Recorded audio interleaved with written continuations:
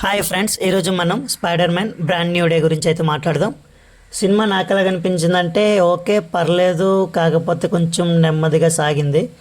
Spider Man No Way Home తర్వాత Peter Parker జీవితంలో కొత్త అధ్యాయాన్ని ఈ సినిమా చూపిస్తుంది. టామ్ హాలండ్ నటన అయితే చాలా బాగుంది. భావోద్వేగాలు, యాక్షన్, విజువల్స్ మధ్య మంచి సమతుల్యతను ఈ చిత్రం సాధించింది. ప్లస్ పాయింట్స్ గురించి వచ్చేస్తే టామ్ హాలండ్ అద్భుతమైన నటన, ఎమోషనల్ కథనం, అద్భుతమైన యాక్షన్ సన్నివేశాలు, విజువల్స్ ఎఫెక్ట్స్ మరియు బ్యాక్గ్రౌండ్ స్కోర్ అయితే చాలా బాగుంది. మైనస్ పాయింట్స్ గురించి వచ్చేస్తే కొన్ని చోట్ల కథ కొంచెం నెమ్మదిగా అనిపిస్తుంది. ఎక్కువ పాత్రలు ఉండడంతో కొన్ని ట్రాక్లు పూర్తిగా డెవలప్ కాలేదనే భావన కలుగుతుంది. Spider man brand new day Marvel అభిమానులకు నిరాశపరచదు.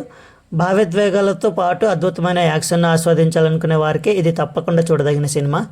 ఇంతే ఫ్రెండ్స్, ఇక ఈ మూవీకి మా రేటింగ్ వచ్చేసి 3.5/5. And this is the review guys. And ఇంకో రివ్యూతో మళ్ళీ మీ ముందుకు వస్తాను. అంతవరకు బాయ్ బాయ్.